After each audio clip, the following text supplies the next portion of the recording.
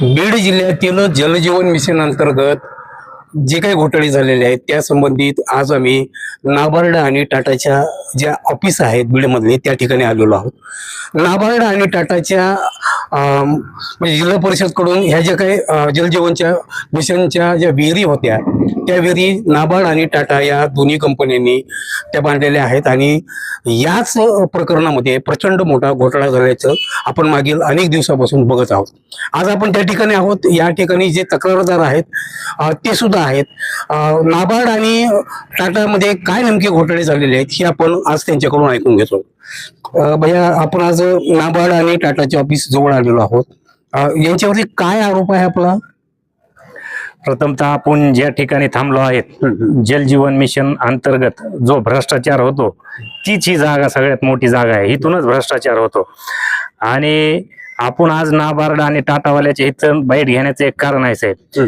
MB record पण हेच तयार करतात, एस्टिमेट पण नाबार्डचेच लोक तयार करतात. ह्याच्या अगोदर नाबार्डचा एक टीम लीडर म्हणून पाटील होता, त्याचे एमबी वर खूप मोठे सह्या आहेत आणि बोगस बिल देण्यामागे त्याचा खूप मोठा हात आहे. आणि ह्याला पाठीशी घालण्याचं काम जो नाबार्डचा टीम लीडर आहे मानकर म्हणून सध्याचा तो आहे. आणि टाटावाल्यांनी असं सांगितलंय की आम्ही चौसाळ्याला एकही व्हिजिट केली नाही, काही नाही. तरी पण टाटावाल्यांनी रिपोर्ट न देता एमबी मधील बिल जे काढण्यात आलेत यांचा थर्ड पार्टी म्हणून यांचा खूप मोठा रोल असतो त्याच्यामध्ये. पण टाटाने तिकडं जाऊन इन्स्पेक्शन केलेलं नाही जागेचं, म्हणजे स्पॉटमध्ये काम झालंय नाही झालंय तरी सुद्धा बिल देण्यात आलंय असा आरोप आहे का आपला? 100% इन्स्पेक्शन झालं नाही असं म्हणता येणार नाही, पण अशा चौकशीनंतर असं अंतर्गत समजतंय आम्हाला की टाटावाले रिपोर्ट द्यायला तयार नाहीत, म्हणजे हे 100% तिथे गेलेलेच नाही. तरी पण एमबी काढून त्यांना संबंधित गुत्तेदारांना बिल देण्यात आले.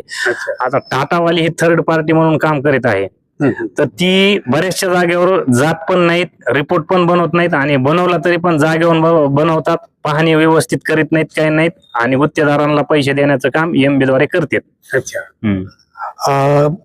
आता तुम्ही जिल्हा परिषदचे जे संबंधित अधिकारी आहेत त्यांच्याकडे जाऊन या प्रकरणाला वाचा फोडण्याचा प्रयत्न करताय, काय त्यांच्याकडे रिप्लाय येतोय? जिल्हा परिषद उपअभियंता देशपांडे साहेब यांना आम्ही भेटलो. यांनी भेटल्यानंतर त्यांच्याकडून आम्ही इटचा, चौसाळा आणि जे संबंधित आणखी 2-4 गाव आहेत तिथली एमबी घेतली त्यांच्याकडून. एमबी घेतल्यानंतर आणि एमबीची पाहणी केल्यानंतर जे बारीक बारीक आयटम असतात, उदाहरणार्थ विहिरीला कलर मारणे, व्हाईट कलर आणि असे बारीक बारीक 1-2 लाखाचे जे बारीक बारीक आयटम असतात ते कुठंच केले नाही. आणि त्याची टोटल अमाऊंट शेवटपर्यंत जर हिशोब लावला तर 1 कोटीच्या घरामध्ये जाते, म्हणजे 1 कोटी 100% ह्यांनी खाल्ले, त्यात तीळ मात्र शंका नाही.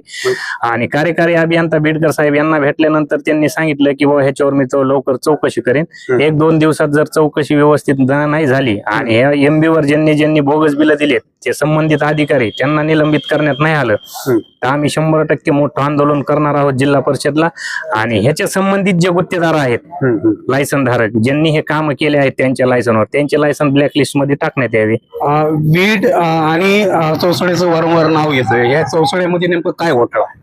चौसाळ्यामध्ये असा घोटाळा आहे साहेब, अप्रोच चॅनल जे खोदकाम झालेलं आहे, जेणेकरून ते विहिरीचं पाणी आतमध्ये येण्यासाठी त्याला अप्रोच चॅनल म्हणतात, म्हणजे तळ्याचं पाणी विहिरीत आणण्यासाठी. त्याचं एस्टिमेट प्रमाणे त्याचं बिल झालं 3-4 लाख रुपये असेल, पण त्याचं बिल 37 लाख रुपये देण्यात आलेलं आहे. आणि पंचायत समितीचे जे तिथले इंजिनियर आहेत जेवी, त्यांनी पाहणी केल्यानंतर त्यांनी असा रिपोर्ट दिला आम्हाला, आम्ही सोबत होतो, किंवा अप्रोच चॅनलचं काम काही झालेलं नाही, अर्धवट आहे. म्हणजे अर्धवट काम ह्यांनी आम्हाला चौकशी अहवालामध्ये दिले की अर्धवट काम आहेत. आणि बिल जर बघितलं तर कामापेक्षाही दुप्पट नाही, 4-5-10 पटीने त्यांना बिल वाढून देण्यात आलेलं आहे.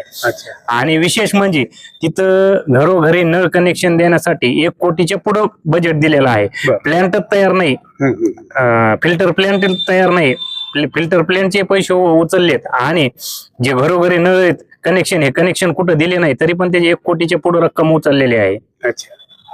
बीड जिल्ह्यामध्ये जलजीवन मिशन अंतर्गत येणाऱ्या जॉकविल विहिरीमध्ये प्रचंड घोटाळा आहे. आपण अनेक दिवसापासून या विषयावर पाठपुरावा करतोय. आपण स्पॉटवर जाऊन सुद्धा या स्पॉट पंचनामा या प्रकरणाचा केलेला आहे.